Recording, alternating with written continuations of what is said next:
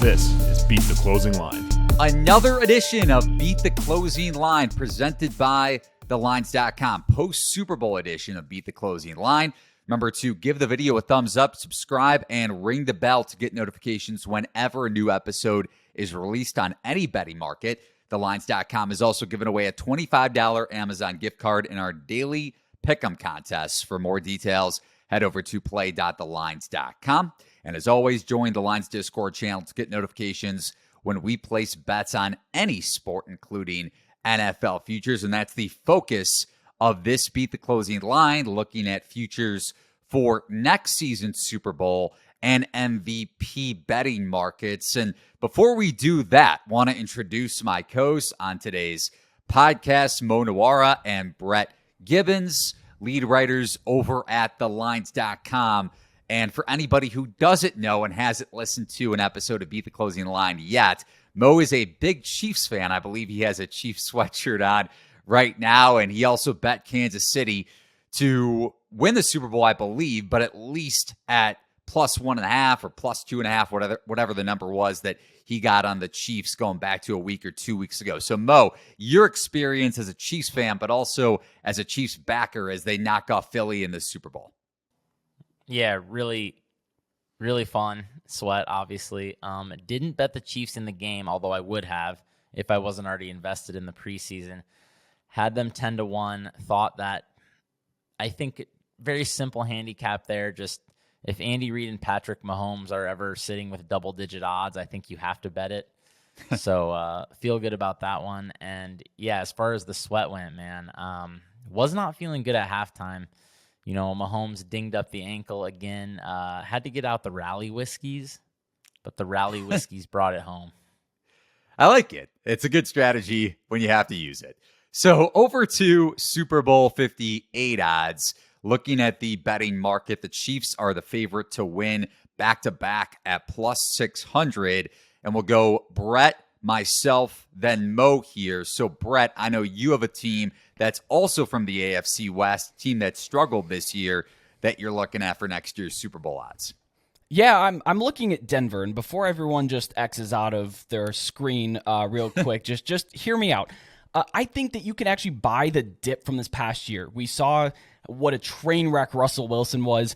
I think a lot of that, though, was Nathaniel Hackett, because you look at, I know it's just 2 games, but you look at the 2 games without Nathaniel Hackett, Russell Wilson 14th in EPA among quarterbacks. He was 31st with Hackett in weeks 1 through 16.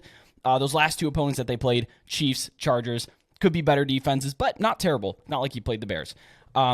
There's no catastrophic departures on the Broncos either. You're looking at Kareem Jackson, safety, played a majority of the snaps, starter almost every snap, and a couple of offensive linemen here and there, linebacker Alex Singleton, replaceable guys. So I think that you can really just buy into this dip at 30-1 plus 3,000. And my favorite part of it is they're playing a 4th place schedule. So they're playing Commanders, Texans, Browns, the NFC North and the AFC East. Far from a really scary schedule there. They have $9.3 million in open cap this offseason to spend on some of those departures. And I know it's really tough to contend the AFC West. I'm not sitting here saying, hey, yeah, put in a future for the Broncos to win the AFC West. That's a really bad bet as long as the Chiefs are there, especially since they're not losing really much of anybody. So they're probably going to have to get into the wild card spot and then hope that they don't fall on the same side as the Chiefs. Maybe you can spring an upset on the Bills or let the Bills, Bengals, and Chiefs beat each other up on the other side of the bracket there. So I do like Denver. Again, just initial numbers here. Free agency and the draft are going to change a lot of things. Now, Mo Nuwwarah, before we get to our Super Bowl, not bets, but teams we're interested in potentially for next season, you had Denver alt wins under this year. So I'll let you have the floor here after Brett's point about the Broncos. Yeah, I was very low on Denver. I think I'll probably be low again. I'm seeing as high as 50-1 out there, but that's a little bit interesting, but I don't know. I've never been a big Russ believer is the big thing. I thought that he was never that great in Seattle. I know he had one really, really excellent stretch, but either side of that just didn't do that much, I thought. And man, I just feel like over-reliance on the deep ball, like stats like EPA really overrate him, I feel, because yards per attempt, stuff like that. It goes up when you're getting these big plays, but he's just down to down, not able to move the sticks as consistently as some of these other quarterbacks. Just as a quick rebuttal there, I just want to talk about team construction really quick because Russ's teams in Seattle are built a lot like this team in Denver. You know, they have weapons at receiver. They have a couple of killers down the field in Cortland Sutton and Jerry Jeudy, and then you have that extremely, extremely talented and young secondary that is pretty much all coming back next year. It's a good point. I can't say I'm excited to hear Russell Wilson say Broncos country, let's ride. But speaking of coaching upgrades, going from Nathaniel Hackett to Sean Payton next year for the Broncos, Jags got a coaching upgrade last offseason, going from Urban Meyer to Doug Peterson, or at least Urban Meyer when he was the coach the previous season before he got canned.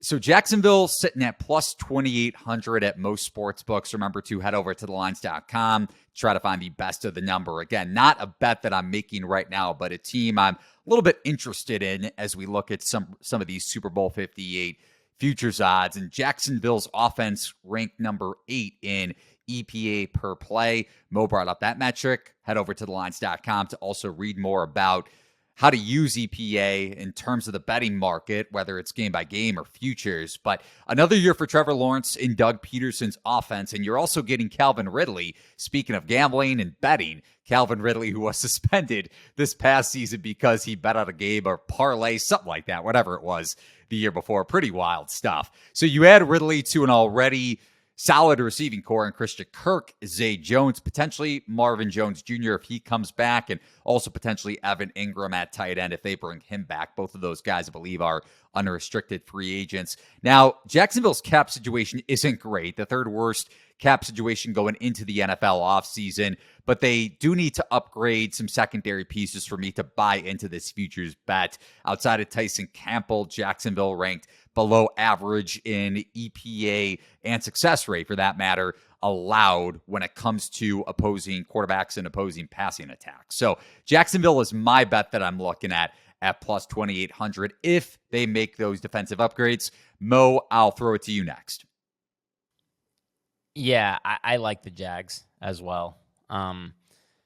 They obviously brought in a lot of pretty solid veterans, just like raising the floor of the team quite a bit last year. And it just, like you said, they need help still. But when you have a quarterback on a rookie deal, you can afford help. So I think they can maybe keep upgrading on the margins. And if Lawrence keeps improving, his ceiling still looks really, really special. And I like Doug Peterson a lot. So I'm always trying to bet on good coaches in these spots. And yeah, I think the fact that they might get another free home game again is pretty big. I mean, just playing in an awful division. So what other teams, Mo, are you looking at next year for Super Bowl 58 odds? So I dug up a very, very long shot that I think is an interesting. I kind of actually, it's funny because I kind of am looking at them as NFC version of Jags potentially. I know people are going to think I'm a lunatic, but Carolina at 70-1, I think is worth a look. Same situation regarding the division where it's just a complete dumpster fire around them. Tampa Bay wins it at 8-9 last year. They lose their starting quarterback. Saints are old and capped out. Then you have the Falcons, still pretty much in the early stages of a rebuild, I think. Not a whole lot going on there. Carolina not losing any meaningful free agents. Still have a pretty good talent base, though. I don't hate this roster. Adding another top 10 pick here this year at, I think it was number 9 overall, and probably need some help, wide receiver and defense. But, man, they still have some really good players. Like J.C. Horn looks like a potential superstar. Derek Brown is very good. Brian Burns is very good. That gives them like a pretty good foundation on defense. The offensive line performed decently this year. And biggest thing for me is bringing in Frank Reich. I think he's an excellent coach. I think it was a pretty huge mistake, honestly, for the Colts to cut ties with him. Obviously, dancing around the elephant in the room here, we don't know who the quarterback is going to be. And that is probably why they're 70-1. But, I think if they get either someone in the draft who is actually good, or with Frank Reich's offense, I think some of these disgruntled veterans wouldn't hate coming to play for him. So if he can make some magic happen, we've seen him take multiple teams to the playoffs with roughly league average quarterback play. And I think they could be this year's Giants, where they kind of come out of nowhere, but they have a more talented roster than the Giants.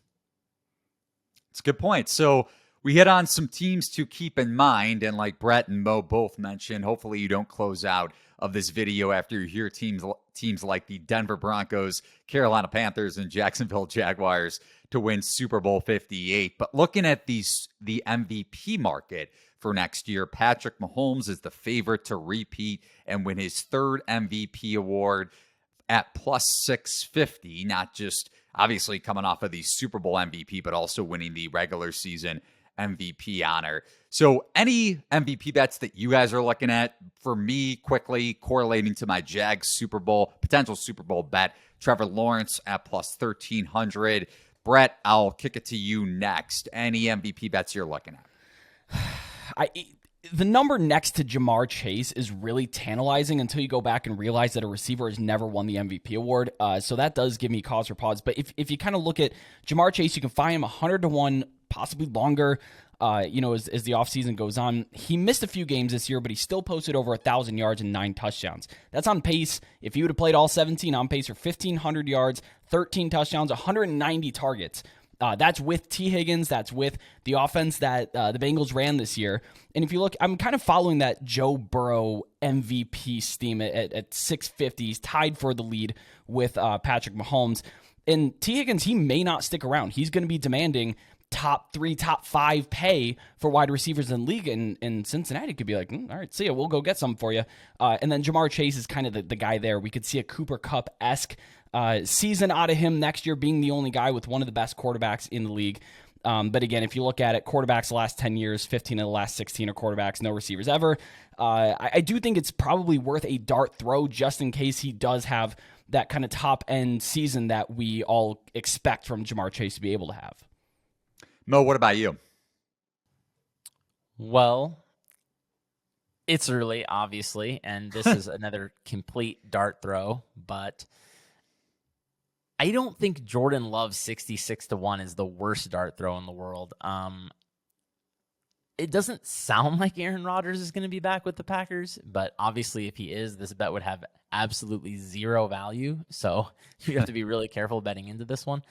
But man, I've always been like so low on Jordan Love ever since the first couple times I watched him, and then against the Chiefs last year when I think it was COVID had Rodgers out, if I'm remembering right. Yeah. Man, Jordan Love was absolutely abysmal in that game. And just multiple seasons of just, I would think he's learning football and he's not getting any better. And then I'm just completely giving up on him.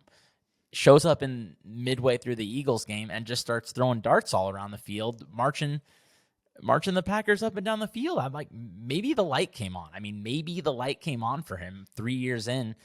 I mean, they have a good coaching staff, and maybe he's figuring it out. And if he were to take over the reins, the Packers still have a very good roster overall. I know the defense pretty much got their butts kicked last year, but a lot of it was on the ground, which I think is the easiest, cheapest fix you can find. So if the Packers just shore that up, I mean, I know the receiver situation isn't the best, but if they just bring in one guy with Watson, it's at least going to be, palatable. So in a wide open division, maybe Jordan Love can do something there.